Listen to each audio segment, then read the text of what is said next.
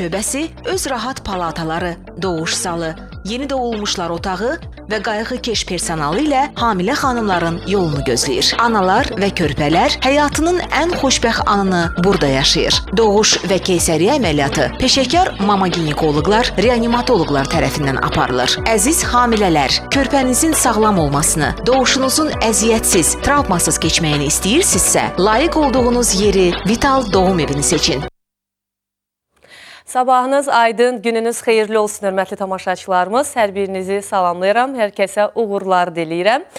Və hörmətli tamaşaçılarımız, xüsusən də əziz xanımlarımız ekranlara yaxın əyləşin. Çünki bugün biz qeysəriyyə əməliyyatı haqqında danışacağıq.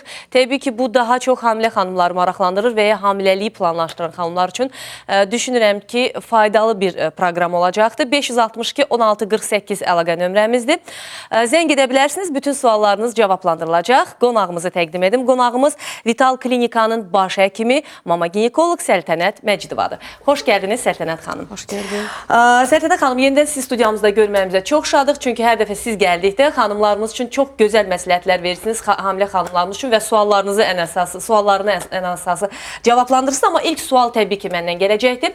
Və sualım belə olacaq ki, planlaşdırılmış qeysəriyyə əməliyyatı necə olur? Yəni, öncədən planlaşdırmaq lazımdırmı, deyilmi? Ümumiyyətlə, göstərişlər nələrdir? Güzel sualdır. Çünki bugünkü gündə həqiqətən keysəriyyə kəsiyinə göstərişlər deməzdim, istək daha çox artıbdır. Xanımların istəyi məhz keysəriyyə kəsiyinə bəlkə doğumdan qorxuları ilə, bəlkə doğum zamanı olan fəsadlarla əlaqədar olaraq, bəlkə doğum hazırlığı olmamağı ilə əlaqədar olaraq, yəni bir çox səbəbdən həqiqətən də keysəriyyə kəsiyinə özlərinin istəyi artıbdır. Bu həqiqətən normal deyil, çünki keysəriyyə kəsiyi bir əməliyyatdır. Orqanizmin keçirdiyi bir əməliyyatdır ki, hansı ki bu əməliyyata sırf göstəriş olmalıdır. Əgər göstəriş yoxdursa, göstəriş aşkar olunmayıbsa hamiləlik zamanı və yaxud da ki doğum zamanı, onda əlbəttə ki, xanımlar təbii doğuma, normal doğuma üstünlük versələr daha yaxşı olar. Və təbii doğum biz fiziologiya deyirik ki, normal doğum bu fizioloji haldır, fizioloji bir prosesdir, bu olmalıdır. Amma əlbəttə, bayaq da söylədim ki, təbii doğuma hazırlıq olmalıdır ki, hazırlaşmalıdırlar ki, həqiqətən də fizioloji olsun. Yəni patologiyaya çevrilməsin, səhəri gün keysəriyyəyə göstəriş olmasın.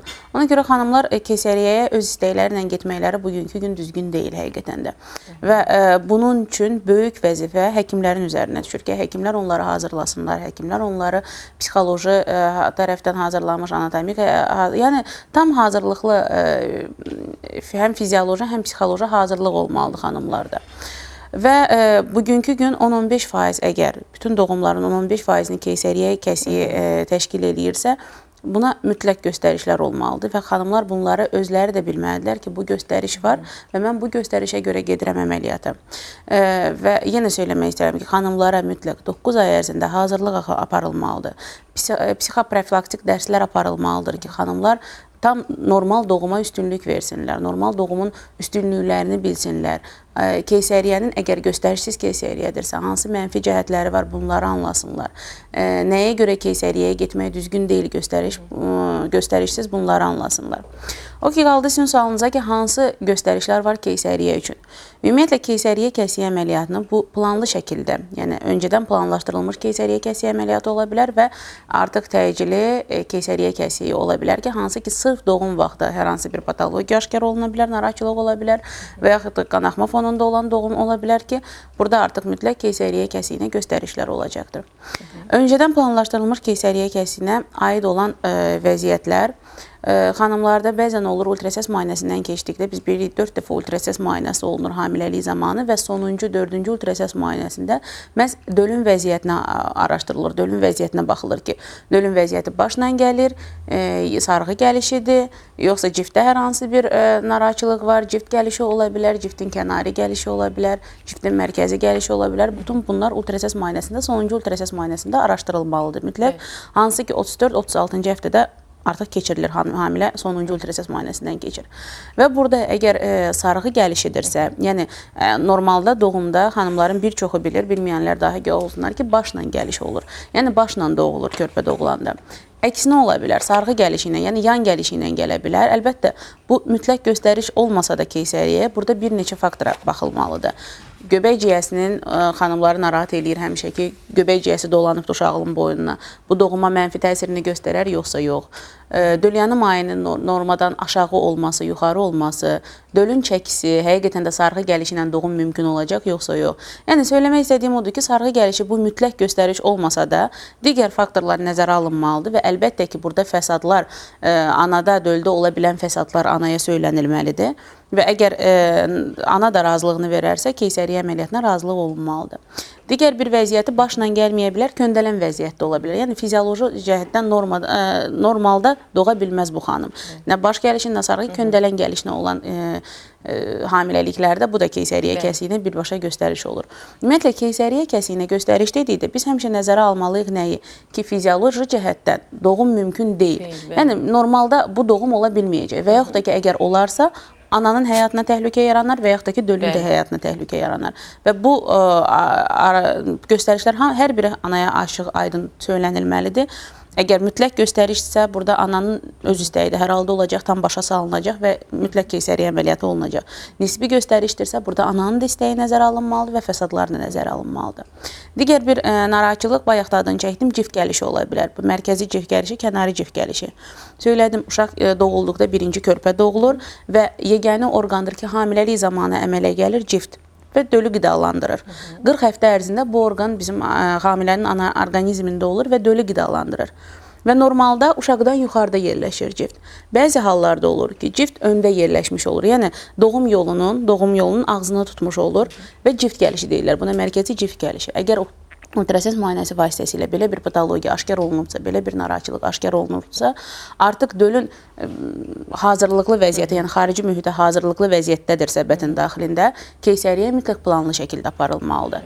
Və yaxud da ki, hər hansı bir fəsadını verərsə müəyyən həftədə, hansı ki, mərkəzi cift gəlişi özü qanaxmaya, yəni qanaq hər dəqiqədə ananın həyatı risk altında olur. Hətta belə hamilələr 29-30 həftəsindən sonra stasionarda yatmaq məsləhət görülür, stasionarda qalmaq məsləhət görülür, həkim nəzarəti altında qalmaq məsləhət görülür.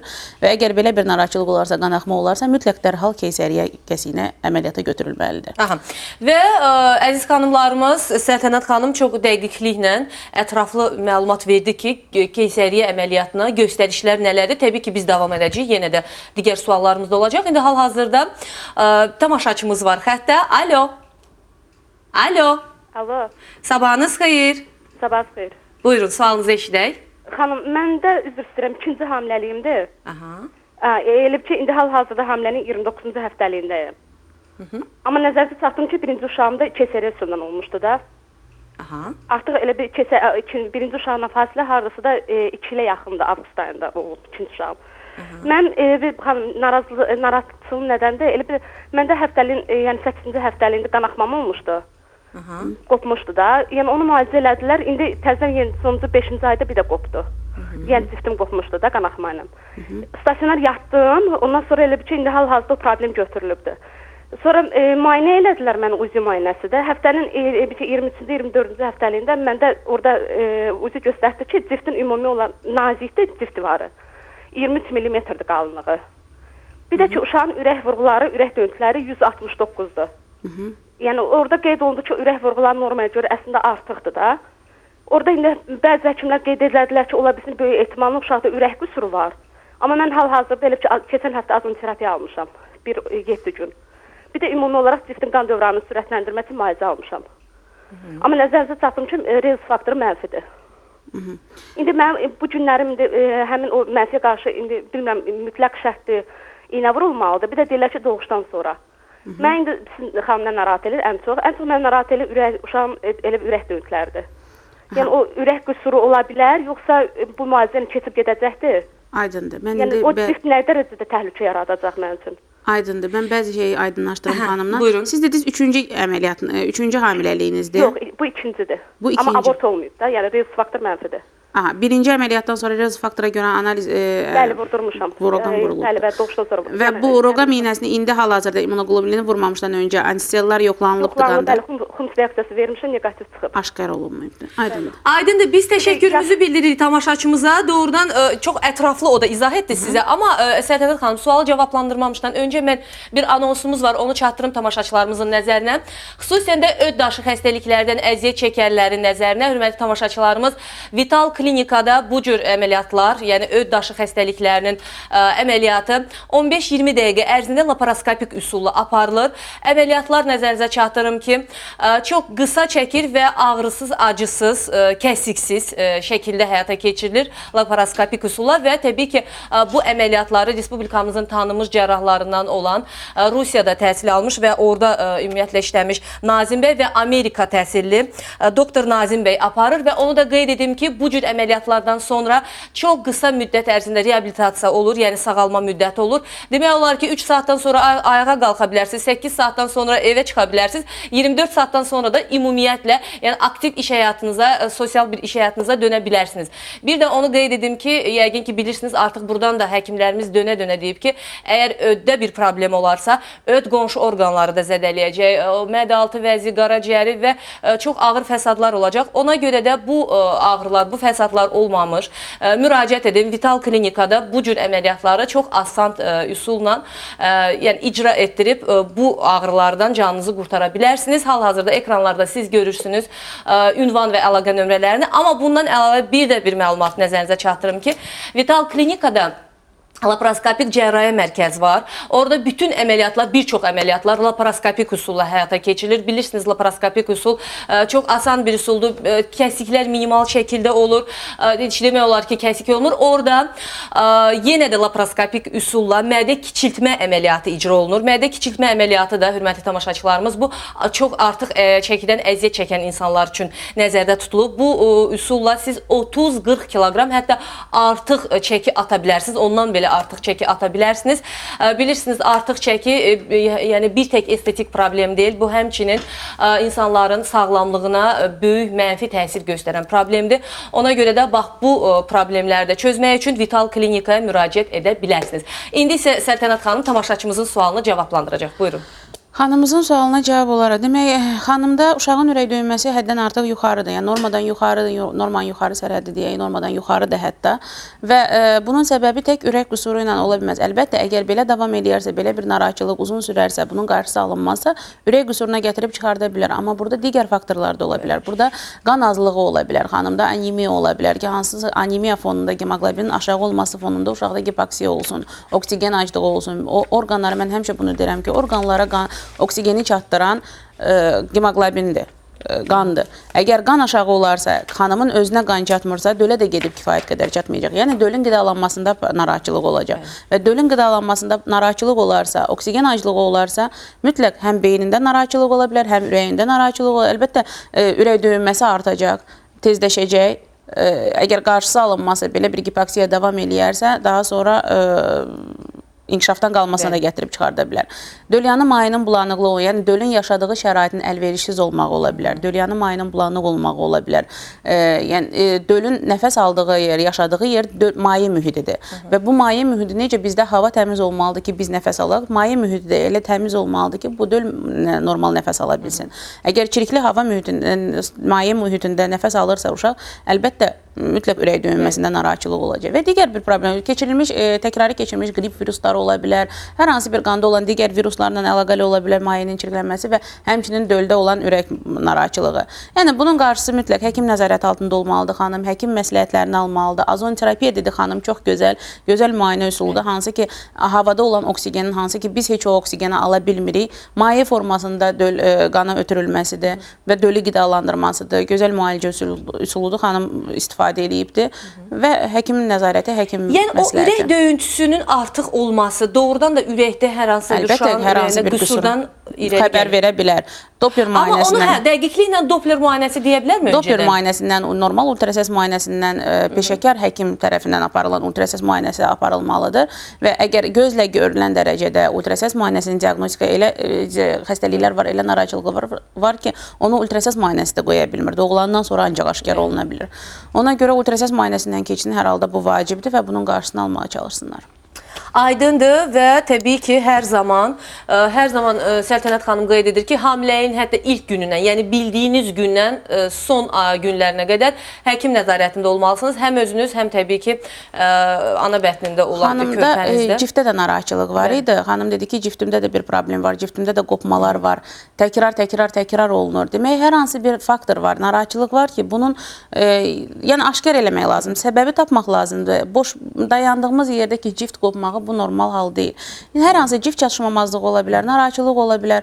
Bu aşkar olunsun mütləq. Yəni aşkar olsa, amma onun müalicəsi də var təbii ki. Əlbəttə vaxtında müalicə olunmalıdır. Əgər boş-boşuna buraxılarsa, gələcəkdə keysəriyyə kəsiyinə göstəriş ola bilər. Amma indi xanım birinci dedi ki, keysəriyyə olubdur. İkinci də mütləqdirmi burada? Yox, bu mütləq sayılmır. Yəni mütləq göstərişlərə deyil. Əlbəttə əgər ki, əməliyyat hamiləliyin müddəti artdıqca çapığın yerində nazikləşmə olmazsa, cırılmaq ehtimalı olmazsa, onda doğum da mümkündür. Hətta xanımda bu verilən aradan asılı olaraq, yenə deyirəm, çapığın yerindən asılı olaraq həkim bunu bilməlidir və ola bilər də ki, çapıqda cırılmaq ehtimalı olsun, həyat təhlükəsi olsun xanımda ki, qan itirmə filan, qanaxma problemi ola bilər doğumda. O zaman bəli, keysəriyyə kəsiyi mütləqdir. Mütləqdir və daha bir tamaşaçımız var. Alo. Alo. Sabahınız xeyir. Mən elə bil qızımla əlaqəli sualım var. Biz sizi çox zəif eşidirik. Xahiş edirik, Alo, biraz ucadan eşidirsiniz danışardınız. məni? Alo. Hə, buyurun. Eşidirsiniz? Bəli. Sabahınız xeyir. Sabahınız xeyir. Ginekoloq xanımı da salamlayıram. Mən qızımla əlaqəli bir sualım var. Aha, buyurun. Bilmək istəyirəm ki, elə bil 3 ilə yaxında ailəlidir. 2 yaş 2 aylıq körpəsi var. Menstruasiya gecikməsi var. Alo. Bəli, eşidirik sizi. Hə. Doğum nə zaman olubdu xanım? Necə? Doğuşdan sonra olub da. Doğum 2 il yarım bundan qabaq olub, hə? Bəli, 2 yaş 2 aylıq körpəsi. Bəs qız vaxtında olub belə hallar, belə narahatçılıqlar? Olurdu elə bil gecikmələr olurdu, amma belə yox. Həmişə olub. Az-az gəlir. Və bu 2 il yarım ərzində xanım qorunubdur ki, hamilə qalmasın, yoxsa hamilə qala bilmir? Yox, hələ də süd verir, uşağı 2 yaş 2 aylıqdır. Aydındır. Aydındır, təşəkkürümüzü bildiririk, amma bu sualı cavablandırmamışdan öncə mənim daha bir, belə deyək, tamaşaçılarımızın nəzərinizə çatdıracaq bir anonsum var, elanım var. Bu dəfə də endokrinoloji xəstəliklərdən əziyyət çəkənlərə bir mesajı çatdırım ki, Vital Klinikada, hörmətli tamaşaçılarımız, endokrinoloji problemlərlə məşğul olan, Avropada təhsil almış, Rumuniyada təhsil almış doktor, uzman Emin bəy, şəkərli diabet, zob xəstəliklərindən əziyyət çəkənləri, xanımlarda olan yumurtalıq disfunksiyaları, menstrual sikl pozğunluqları və kişilərdə təbii ki olan hormonal disbalans, boy, çəki problemləri olanları Vital Klinikada gözləyir, onların müayinə və müalicəsini həyata keçirir və onu da qeyd edim ki, Emin bəyin keçirdiyi həm müayinələr, həm müalicələr tam fərqlidir, Avropa standartlarına uyğundur. Artıq respublikamızdan kənara getməyə ehtiyac yoxdur, çünki özümüzdə də doğrudan kifayət qədər yaxşı həkimlərimiz var, uzmanlarımız var, müraciət edə bilərsiniz. Endokrinoloji problemlərdən bir daha qeyd edim ki, Azərbaycanda da yaygındır, həm zob xəstəliyi olsun, həm şəkərli diabet olsun, həm yumurtalıq problemləri olsun, müraciət edə bilərsiniz, hormonal disbalans olsun, hamısından bağlı Vital Klinikada müayinələr və müalicələr həyata keçirilir. Amma öncədən qəbula yazılmaq lazımdır. Hal-hazırda bir daha qeyd edim ki, görürsünüz ekranlarda əlaqə nömrələrini Vital Klinikanın və ünvanda var təbii ki, müraciət edə bilərsiniz. Buyurun Səfənət xanım. Əslində xanımın sualına keçməmişdən qabaq sizin bu dediyiniz elanla əlaqədar söyləyək ki, hamiləlik zamanında bu dediyiniz hormonal problemlər, hormonal narahatçılıqlar hamiləlik zamanında özünü göstərə bilər. Yəni əgər hamilədə qalxana bənzər vəznən hormonal bir problem varsa, zobu varsa xanımın və yaxud da ki şəkərli diabetdən əziyyət çəkirsə, bu mütləq hamiləlik zamanı özünü göstərəcək. Ya hamiləliyin inkişaf etməməsinə, ya bətin daxilində inkişaf qüsuruna, ya bətin daxilində dölün tələf olmasına, düşüklərə, yəni gətirib və yaxud da ki sonsuzluğun özünə gətirib çıxardan səbəblərdəndir. Yəni belə bir narahatçılıq varsa, həqiqətən bu ginekologiyada da və hamiləlik zamanında mütləq özünü büruzə verəcək. Və əgər xanımlarda, hamilələrdə qalxana bənzər zobdan əziyyət çəkirlərsə, mütləq hamiləlik zamanı bunu nəzərdən qaçırmasınlar. Hamiləliyin əvvəllərində ehtiyac duyularsa sonraki aylarda endokrinoloqla məsləhətləşsinlər. Müəyyən müayinələr var ki, hansı ki vacib müayinələr sayılır hamiləlik vaxtında. Bu qalxana bənzər hormonun, TSH deyilən hormonu var ki, onun müayinəsi vacibdir. Əgər normadan yuxarı olarsa düşük təhlükəsi, risk böyükdür. Yəni bütün bunları nəzərə alsınlar. Hamilələr bir ginekoloqla kifayətlənməsinlər. Yəni yəni paralel xəstəliklər varsa, bayaq dediniz, öd kisəsi narahatçılığı, ödündə daş olan xanımda, əgər xanım hamilə qalırsa, mütləq bu immunitet zəiflədiyi üçün, orqanizmdə dəyişiklik olduğu üçün mütləq özünü verəcək. Artıq ağrılar başlayacaq, sancılar başlayacaq və biz bu hamiləni ya məcburuq hamiləliyin sonuna kimi bir qarşısını almaqla yola verir və yaxud da ki, hamiləlik zamanı sırf əməliyyatını eləyək. Bayaq dediniz ki, öd kisəsinin əməliyyatı bu hamiləlik vaxtı da mümkündür. Yəni xanımlarda belə bir problem olarsa, laparoskopik yolla öd kisəsinin götürülməsi hamiləlik zamanı da mümkün olar. Yəni biraz diqqətli olsunlar. Dediyimiz o bayaqki keysəriyyə kəsiyinə göstərişlərdəndir sırf bunlar ki, tək ginekologiya ilə əlaqəli olmayan xəstəliklər də ola bilər. Gözdə də narahatçılıq ola bilər, gözdə zəif görmə ola bilər ki, oftalmoloq tərəfindən artıq məsləhət görülsün ki, keysəriyyəyə göstəriş var. Böyrəkdə narahatçılıq ola bilər, hamiləliyin ikinci yarısının toksikozları deyirlər, nefropatiya. Bir də bu yaxında olan və gördüyüm situasiyanı sizə deyirəm. 3-cü hamiləlikdir, 2 dəfə doğum olubdu xanımda. 35 həftəlik hamiləlik və gəlibdir 210 təzyiqlə. CD-də zülalın miqdarı çox. Şişkinlik, yəni artıq bu eklamsiyadır, bu qıc olma təhlükəsidir, bu ananın həyat təhlükəsidir. Biz əgər 10 dəqiqə, 15 dəqiqə əməliyyatı gecikdirməklə belə ananın həyatını təhlükədə qoya bilərik. Yəni düşün, xanım da söylüyor ki, mənim 3-cü hamiləliyimdir, 2 dəfə doğum yapmışam, mən bunu da mütləq doğum eləyəcək. Yəni həyat riskləri var. Elə eləsinlər ki, bu vəziyyətə gətirib çıxartmasınlar ki, həqiqətən 2 dəfə doğum eləmiş adam 3-cünü keysəriyyə eləmək istəməz.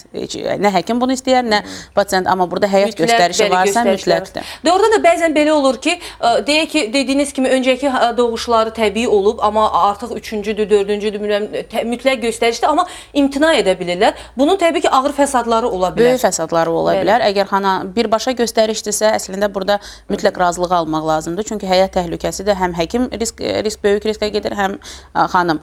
Əgər nisbi göstərişsə, burada da bütün təhlükələr söylənilməlidir. Həm xanıma, həm ailə üzvlərinə. Yəni seçim qarşısında qaldıqda artıq öz istəyi ilə gedirsə, mütləq imzası ilə təsdiq eləməlidir ki, mən bunu öz istəyimlə gedirəm və hər hansı bir fəsad olarsa, artıq yenə də hər halda həkim cavabdeh olan şəxsdir, həkim mütləq cavabdehdir. Yenə də bu risklər qarşıya alınmalıdır. Bəzən olur ki, bayaq söylədim ki, istəmədən, yəni göstəriş olmadan deyirlər keysəriyyəyə gedək. Bəzən də olur ki, sırf keysəriyyəyə göstərişdir. Ya anatomik dar çanaqda uşağın başı böyüdür, doğum yolundan keçə bilməz, travma alacaq keçərsə. Ya kliniki dar çanaqdır, çanağın ölçüləri normal olur, amma yenə dölün çəkisində problem olduğu üçün keysəriyyəyə getmək məsləhəti yox. Başın düzgün quruluşu olmaya bilər, üz gəlişi ilə gəlir. Yəni bir çox narahatçılıqlar ola bilər ki, burada artıq göstərişlər olar. Ya səbir lazımdır, qəbul etməlidir, yəni, ya həkimin səbri lazımdır ki, diqqətlə sona kimi çatdırsın doğumu, yəni gözləsin, gözləmək lazımdır və yaxud da ki, əlbəttə nisbi göstəriş varsa keysəriyyə lazımdır. Və menstrual siklın pozulması xanımda baş verib, 2 il yarım bundan öncə yəni doğuş olub, amma hələ də yəni normaya düşmüyor. Birinci, burada mən xanımdan soruşduğum odur ki, qız vaxtında da olubmu belə problem? Xanım söylədi, olubdu. Ola bilər burada hormonal problem var, hər hansı bir hormonal dəyişikliklə olan narahatçılıqdır. İkinci bir vəziyyət ki, orada xanım deyir ki, hələ də südlə yəni uşağın döş əmizdirilməsi var hələ ki süd verir. Ona görə də yəni bununla da əlaqədar ola bilər müəyyən bir narahatçılıqlar, amma yox, həqiqətən də 10 gündən artıq gecikmə varsa, artıq burada hormonal disbalansa, hormonal pozğunluqdur. Mütləq həkimə, həm ginekoloqa və ehtiyac duyulursa, siz dediyiniz kimi endokrinoloqa müraciət edə bilərlər. Eləyə bilərlər və daha bir tamaşaçımız var. Alo. Alo. Buyurun, eşidirik sizi. Salamlayıram hamınızı. Təşəkkür edirik. Biz də sizi salamlayırıq. Buyurun. Mənim sualım ginekoloqaydı. Hamiləliyin 27-ci həftəsindəyəm. Qanından analiz edib 92% çıxdı. Yəni onun uşağa, yəni müalicə götürməliyəm, yoxsa normaldır 27-ci həftəyə görə? 92% yox, 92 qramdır yəqin ki. Hə, 92 qram, bəli. Aha, aydındır. Belə konkret bir sual gəldi və buyurun cavablandırın. Bunu belə deyək, birinci dərəcə anemiyadır, hətta ikinci dərəcəyə yaxın bir anemiyadır və bu anemiya, əlbəttə 92 qram bu hemoqlobinin aşağı.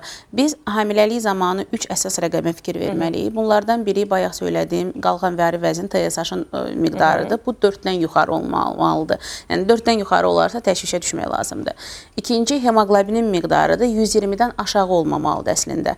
Faizlə söyləmirəm, məhz xanımın söylədiyi kimi qramla söyləyirəm. Yəni 120-dən aşağı olursa artıq təbii siqnalı vurulmalıdır, narahatçılığın olduğu bildirilməlidir və mütləq müalicəni almalıdır. Bu sırf dərman müalicəsi deyil, qidalanmaya mütləq fikir verilməlidir. Elə qidalardan istifadə etməlidir ki, o qanı artırsın. Yəni həkimin məsləhəti ilə müəyyən qidalardan və ehtiyac duyulursa dərman preparatından. Bəli, və sonda bizim vaxtımız azdır. Mən xanım tamaşaçılarımızın nəzərinə çatdırım ki, əgər siz də də hörmətli tamaşaçılarımız, doğuşunuzu ağrısız, acısız, travmasız başa çatdırmaq istəyirsinizsə, həm də gözəl, gülərüz tibbi personalın əhatəsində və Respublikamızın tanınmış mama ginekoloqlarından biri olan Afaq Məcidovanın iştirakı ilə, Səltənət xanımın iştirakı ilə doğuşlarınızı həyata keçirmək istəyirsinizsə, o zaman Vital Doğum Evinə müraciət edə bilərsiniz. Və onu da qeyd edim ki, biz qeysəriyyə əməliyyatından danışdıq, amma Vital Doğum Evində heç bir zaman mütləq göstəriş olmadan qeysəriyyə əməliyyatını həyata keçirmirlər. Yəni ki, əgər mütləqdirsə bu olmalıdır. Amma deyilsə, dediyim kimi təbii doğuşları çox rahat şəkildə travmasız həyata keçirmək mümkündür. Və sonda Səltənət xanım, sizdən də, yəni xanımlarımıza məsləhət alaq, vaxtımız sona çatmaq üzrədir. Xanımlarımıza hər zaman kimi söyləmək istəyirəm. Hamilə qaldınız, mütləq həkimlərini tapsınlar, həkimlərlə təmasda olsunlar, daima həkim müayinəsində olsunlar. Təbii halda, amma patologiyaya keçməsin, doğuma hazırlıq olsun. Mütləq doğuma hazırlıq lazımdır və göstərişsiz keysəriyyəyə əlbəttə üst tutmasınlar, istəklə getməsinlər. Əgər hazırlıq olarsa, mən həmişə xanıma söyləyirəm, bir neçə saniyəlik olan ağrıdır. Yəni onu o ağrıya uşağa görə dözmək mümkün deyil. Mümkündür, əgər hazırlıq olarsa. Həm də sizdə analar məktəbi də var. Analar məktəbi var. Bəli. 9 ay ərzində xanımlar bu məktəbdən də gəlib istifadə edə bilərlər. Burada həm doğuma hazırlıq, həm doğumdan sonraki vəziyyətə hazırlıq, həm hamiləlik zamanı bütün məsləhətlər verilir. Yəni xanımlar istifadə edə bilərlər bunlardan. İstifadə edə bilərlər. Mən də sizə təşəkkürümü bildirirəm ki, zaman ayırıb gəlib xanımlarımıza burada məsləhətlərinizi verirsiniz. Hörmətli tamaşaçılarımız, bir daha xatırladım ki, qonağımız Vital Klinikanın baş həkimi, mama ginekoloq Səltənət Məcidova idi. Belə, hörmətli tamaşaçılarımız, buraxılışımız sona çatır, amma təbii ki, mən sonda hər zaman olduğu kimi geyimimə görə 8-ci mikrorayonda yerləşən Lady Charm mağazasına təşəkkürümü bildirirəm. Bu saat olan buraxılışımız sona çatdı. Yenidən görüşmək ümidi ilə hələlik. Öz rahat palataları, doğuş zalı, yeni doğulmuşlar otağı və qayğıkeş personalı ilə hamilə xanımların yolunu gözləyir. Analar və körpələr həyatının ən xoşbəxt anını burada yaşayır. Doğuş və keysəriyyə əməliyyatı peşəkar mama ginekoloqlar, reanimatoloqlar tərəfindən aparılır. Əziz hamilələr, körpənizin sağlam olmasını, doğuşunuzun əziyyətsiz, travmasız keçməyini istəyirsinizsə, layiq olduğunuz yeri Vital Doğum Evini seçin.